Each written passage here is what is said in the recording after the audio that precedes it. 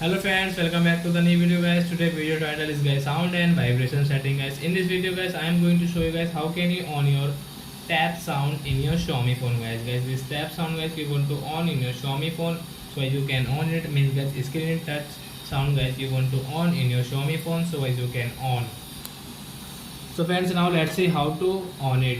So first of all guys, open your phone setting to on your screen tap sound. Then guys scroll sound and vibration setting guys, tap here and guys again scroll it. Then guys you can see your additional setting, the last second guys, tap here and guys you can see your tap sound. So we will on from here. Then guys you can see this tap sound setting in your Xiaomi phone, so you can use your tap sound setting in your Xiaomi phone like that guys. So I hope friends you have understood how to on tap sound in our Xiaomi phone. So that's it guys, thanks for watching. So as now we will meet on guys next video guys with new topic. Before going guys, please go and like my video, subscribe my channel. Bye bye friends.